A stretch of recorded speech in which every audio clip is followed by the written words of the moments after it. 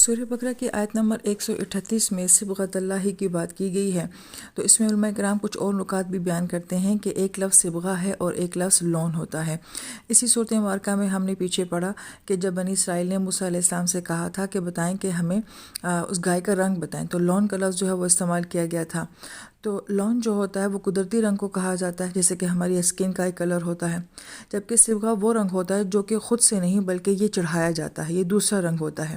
تو اس میں علماء کرام یہ نکات بیان کرتے ہیں کہ یہ رنگ خود نہیں چڑھے گا، تو اس کا مطلب ہے کہ اس کو چڑھانے کے لیے انسان کو محنت کرنی ہوگی، کوشش کرنی ہوگی۔ پھر فرماتے ہیں کہ یہ رنگ ظاہر میں نظر آنے والی چیز ہوتی ہے، تو گویا کہ یہ اسلام کا رنگ، اللہ کا رنگ جو ہے یہ ہمارے ظاہر میں نظر آنا چاہیے، یعنی کہ اسلام ہماری پہچان، ہماری شناخت ہونی چاہیے۔ بعض لوگ جو ہیں وہ اپنی شناخت کو چھپانے کی کوشش کرتے ہیں، اپنے اسلام کو چھپانے کی کوشش کرتے ہیں، وہ زیادہ مذہبی نظر آنا نہیں چاہتے، زیادہ دینی نظر آنا نہیں چاہتے، جبکہ قرآن یہ کہہ رہا ہے کہ اللہ کا رنگ ایسا ہونا چاہیے جو کہ آپ کے ظاہر میں بھی نظر آئے۔ پھر علماء کرام یہ فرماتے ہیں کہ جب ایک رنگ کے اوپر دوسرا رنگ چڑھایا جاتا ہے تو پہلا والا رنگ تو چھپ جاتا ہے، تو جب دین کا رنگ، جب اسلام کا رنگ، جب اللہ کا رنگ انسان کے اوپر چڑھتا ہے تو وہ پہلے جس رنگ میں بھی موجود ہے، اگر تو وہ کسی دوسرے مذہب سے اسلام میں آیا ہے تو پہلے والا رنگ بالکل ختم ہو جانا چاہیے، اب اسلام کا رنگ نظر آنا چاہیے۔ اور اگر ہم مسلمان ہو جانے کے باوجود ہم اللہ تعالیٰ کے رنگ کو قبول کرتے ہیں، دین کے رنگ کو قبول کرتے ہیں، تو پھر اب پہلا رنگ نظر نہیں آنا چاہیے، اب ہر طرف جو ہے وہ اللہ کا رنگ نظر آنا چاہیے۔ ہماری بات چیت میں، ہمارے انداز میں، ہمارے اٹھنے بیٹھنے میں، ہمارے کھانے پینے میں، ہر چیز میں جو ہے وہ رنگ سامنے ظاہر میں نظر آنا چاہیے۔ پھر وہ فرماتے ہیں کہ رنگ جو ہوتا ہے وہ محض پڑھنے سے تو نہیں آ سکتا، اس رنگ کو جو ہے گویا کہ پریکٹیکل کام ہے کہ ایک رنگ بنایا جاتا ہے، پھر اس کو چڑھایا جاتا ہے، تو گویا کہ یہ رنگ صرف علم سے نہیں آئے گا، یہ صرف باتوں سے نہیں آئے گا، بلکہ اس کے لیے عملی کام جو ہے وہ کرنا پڑے گا۔ پھر علماء کرام میں فرماتے ہیں کہ کچھ مذاہب میں رنگوں کو بڑی اہمیت دی جاتی ہے، بلکہ وہ بعض مذاہب یا فرقوں کی پہچان بھی بن گئی ہے، جیسے کہ ہم بدھزم میں دیکھتے ہیں کہ پیلا رنگ جو ہے وہ ان کی ایک طرح سے پہچان بن گئی ہے، بعض فرقوں میں ہم یہ دیکھتے ہیں کہ کالا رنگ جو ہے وہ ان کی پہچان بن گئی ہے۔ تو اسلام میں کوئی خاص رنگ نہیں ہے، کسی خاص رنگ کو اسلام کا رنگ نہیں کہا جا سکتا، جیسے کہ بعض لوگ بیت اللہ کی مناسبت سے کالا رنگ جو ہے وہ اس کو مذہبی رنگ سمجھتے ہیں، لیکن نہیں، حقیقت میں ایسا نہیں ہے۔ اسلام میں بس ایک ہی رنگ کی بات کی گئی ہے اور وہ اللہ کے رنگ کی بات کی گئی ہے۔ پھر بڑا ایک اہم نقطہ بیان کرتے ہیں کہ جس طرح کا رنگ ہوتا ہے اس طرح کی کیفیت بھی انسان کے اوپر آتی ہے۔ مثلا اگر ایک کمرہ ہے،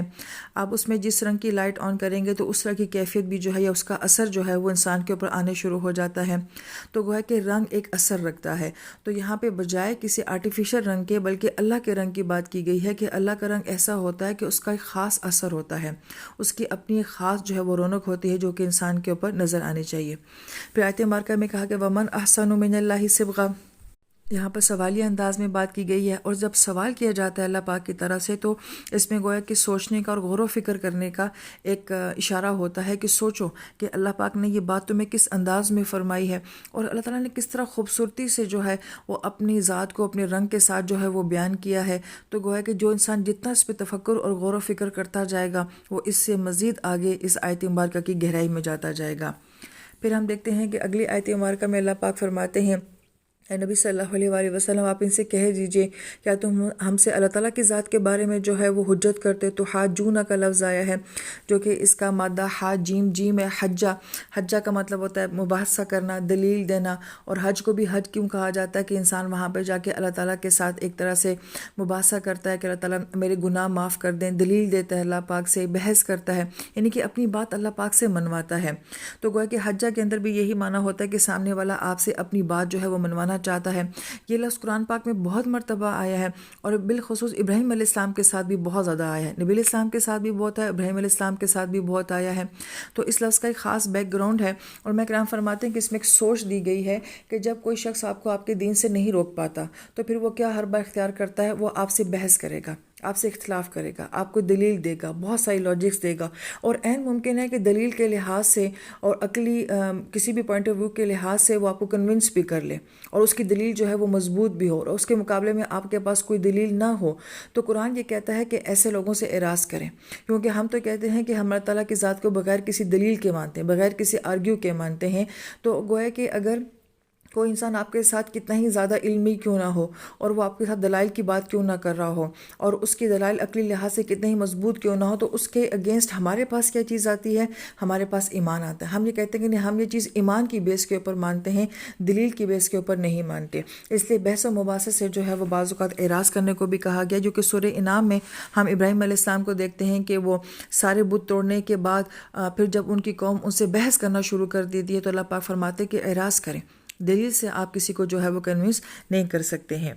اس لیے آیت مبارکہ میں اللہ پاک یہ فرما رہے ہیں کہ انہیں کہہ دیجئے کہ ہمارے لیے ہمارا رب ہے، تمہارے لیے تمہارا رب ہے، ہمارے لیے ہمارا عمل ہے، تمہارے لیے تمہارا عمل ہے، کہ فائنلی بات کس کے اوپر آ کے رک جاتی ہے؟ ایمان کے اوپر۔ اور پھر آیت مبارکہ کے آخر میں جو ہے وہ اخلاص کا ذکر کیا گیا ہے۔ بڑی پیاری بات علماء کرام فرماتے ہیں کہ اخلاق ایک ایسا عمل ہے جس کو نہ فرشتے پہچان سکتے ہیں، نہ شیطان اس کا ادراک کر سکتا ہے۔ یہ اللہ اور بندے کے درمیان کا ایک خاص معاملہ ہوتا ہے، ایک راز ہوتا ہے کہ بندے کا اخلاص بس اللہ تعالیٰ کی ذات کے ساتھ ہوتا ہے۔ لہٰذا ایمان کی بیس جو ہوتی ہے وہ اخلاص کے اوپر ہوتی ہے، وہ دلیل بحث و مباحثے کے اوپر نہیں ہوتی ہے۔ پھر آیت نمبر 140 میں کہا جا رہا ہے کہ یہ لوگ کہتے ہیں کہ ابراہیم علیہ السلام، اسماعیل علیہ السلام، اسحاق علیہ السلام، یعقوب علیہ السلام اور آگے ان کی ساری نسلیں جو ہیں یا وہ یہودی تھیں یا وہ نصارہ تھیں۔ تو اللہ پاک فرماتے ہیں نبی علیہ السلام ان سے کہیے کہ کیا اللہ تعالیٰ بہتر جانتے ہیں یا تم بہتر جانتے ہو؟ اب یہ کس کی جرت ہے کہ کوئی یہ کہے کہ ہم اللہ تعالیٰ سے زیادہ جانتے ہیں؟ اگر وہ یہ کہنے کی جرت کر بھی لیں تو انہیں کہا جائے گا اچھا پھر اس کی اصل بتاؤ، تو اصل تو ان کے پاس ہوگی نہیں۔ تو اس آیت مبارکہ میں کہا گیا کہ اس سے بڑا ظالم کون ہے جو کہ اللہ تعالیٰ کی شہادت کو جو ہے وہ چھپا لیتا ہے۔ اور اللہ تعالیٰ کی شہادت کیا تھی کہ اللہ تعالیٰ نے ان کی کتابوں میں جو ہے اپنی ذات کے بارے میں اور نبی علیہ السلام کے بارے میں، قرآن کے بارے میں، ایون یہ کہ اس امت کے بارے میں ایک ایک نشانی جو ہے وہ بتائی ہوئی تھی۔ بعض علماء کرام یہ فرماتے ہیں کہ یہود کو جو ہے نبی علیہ السلام کی بشارت محمد صلی اللہ علیہ وآلہ وسلم کے نام سے بتائی گئی تھی، اور نصارہ کو جو ہے وہ احمد صلی اللہ علیہ وآلہ وسلم کے نام سے جو ہے وہ بشارت دی گئی تھی۔ اور گویا کہ اس کے اندر ایک نقطہ یہ بھی بیان کیا جاتا ہے کہ محمد کے اندر ایک طرح سے کوانٹٹی کا ذکر ہے، اور یہود جو تھے وہ تعداد میں بہت زیادہ تھے، اور احمد کے اندر ایک کوالٹی کا ذکر ہے۔ اور چونکہ جو حواری تھے عیسیٰ علیہ السلام کے وہ ان کے ساتھ بہت مخلص تھے، تو احمد سے تعارف کروایا گیا ہے کہ یہ نبی بھی بہت اخلاص والا ہوگا اور اس کی امت بھی جو ہے وہ بہت اخلاص والی ہوگی۔ بعض علماء کرام یہ فرماتے ہیں کہ ان کی کتابوں میں ابراہیم علیہ السلام کو جب بشارت دی گئی ہے تو یہ کہا گیا ہے کہ اللہ تعالیٰ آپ کو ایک بیٹے ایسے دیں گے جو کہ حلیم ہوں گے، اور جو کہ اسماعیل علیہ السلام کی طرف اشارہ تھا، اور ایک بیٹے ایسے دیں گے جو کہ علیم ہوں گے، جو کہ اسحاق علیہ السلام کی طرف اشارہ تھا۔ لہذا اسحاق علیہ السلام سے جو آگے امت چلتی ہے یعقوب علیہ السلام سے، تو یہ قوم علم میں بہت آگے تھی، جیسے کہ یہود قوم ہے، اور حلیم جو ہے وہ اس امت کی صفت بتائی گئی، یعنی کہ اسماعیل علیہ السلام سے نبی علیہ السلام کی جو امت چل رہی تھی کہ یہ بہت حلم والی ہوگی، اس کے اندر حلم ہوگا، یہ برداشت کرنے والی، معاف کر دینے والی، دل کی نرمی رکھنے والی امت ہوگی۔ ایک غالباً ایک نقطہ جو بیان کیا جاتا ہے کہ علمی بندہ جو ہوتا ہے وہ بعض اوقات بہت سخت ہو جاتا ہے، اس کے اندر ایک علم کی سختی آ جاتی ہے، لیکن جو حلم والا بندہ ہوتا ہے اس کے دل میں ایک طرح کی نرمی آ جاتی ہے۔ تو اس امت کی خوبی یہ بتائے گی کہ یہ حلم والی ہوگی، اور یہود کی ایک طرح سے خوبی یہ بتائے گی کہ یہ علم والے ہوں گے، تو ان کے اندر ایک طرح کی سختی پائی جاتی ہے، اور اس امت میں ایک طرح کی جو ہے وہ نرمی پائی جاتی ہے۔ واللہ عالم۔ تو گویا کہ اتنے مختلف انداز سے پچھلی کتابوں میں جو ہے وہ نبی علیہ السلام کی اور اس امت کی جو ہے وہ خاصیتیں بتائی گی۔ اس لیے آخری آیت مبارکہ جو کہ آیت نمبر 141 سے اللہ پاک فرماتے ہیں کہ وہ امت گزر گئی، جو کچھ بھی اس نے اللہ تعالیٰ کی شہادت کے ساتھ کیا، مال کے ساتھ کیا، علم کے ساتھ کیا، نبیوں کے ساتھ کیا، وہ ان کا عمل تھا۔ علماء کرام یہ فرماتے ہیں کہ یہ دوبارہ آیت مبارکہ جو ہے وہ ریپیٹ ہو رہی ہے، قرآن پاک میں بار بار آتی ہے کہ تم سے ان کے بارے میں سوال نہیں کیا جائے گا۔ ہمارے اپنے معاشرے میں جب ہم دیکھتے ہیں تو ہم دوسروں کو بہت ڈسکس کرتے ہیں، ہماری محفل کا موضوع ہی کیا ہوتا ہے، اس نے کیا کیا، فلاں نے کیا کیا، ہم اپنے آپ کو ڈسکس نہیں کرتے اور اپنے آپ کو ڈسکس کرنا پسند بھی نہیں کرتے، جبکہ قرآن اس کے بالکل مخالف ہمیں سوچ دے رہا ہے کہ دوسروں کو ڈسکس نہ کرو، اپنے آپ کو ڈسکس کرو، کہ تم سے جو ہے تمہاری ذات کے بارے میں سوال کیا جائے گا۔ جیسے حدیث پاک میں آتا ہے جب ایک انسان سے یہ پوچھا جائے گا کہ وقت کہاں لگایا، جوانی کہاں لگائی، علم کہاں لگایا، مال کہاں لگایا، صحت کے دنوں میں کیا کیا، تو اگر انسان صرف انہی باتوں کا حساب دینا شروع کر دے اپنی ذات کے بارے میں تو اس کو کسی دوسرے کا ہوش ہی نہیں رہتا کہ کوئی دوسرا کیا کر رہا ہے۔ اور اگر آج بھی انسان انہی باتوں کے اوپر فوکس کرنا شروع کر دے کہ میرے یہ سارے اعمال، یہی 5 کام جو اللہ کے نبی نے بیان فرمائے ہیں، یہ میں کیسے کس طرح سے کر رہا ہوں، تو ہمیں کوئی دوسرا نظر ہی نہیں آئے گا۔ لیکن مسئلہ یہ ہے کہ ہمارا ان 5 اعمال کے اوپر فوکس نہیں ہے، لہٰذا ہم یہ دیکھتے رہتے ہیں کہ دوسرا کیا کر رہا ہے، دوسروں کی زندگیوں میں دخل اندازی دینے کی جو ہم کوشش کرتے رہتے ہیں۔ اس لیے یہ آیت مبارکہ بار بار بیان کی جاتی ہے کہ دوسروں کے بارے میں مت سوچو، اپنی ذات کے بارے میں سوچو، تم سے تمہاری ذات کے بارے میں جو ہے وہ سوال کیا جائے گا۔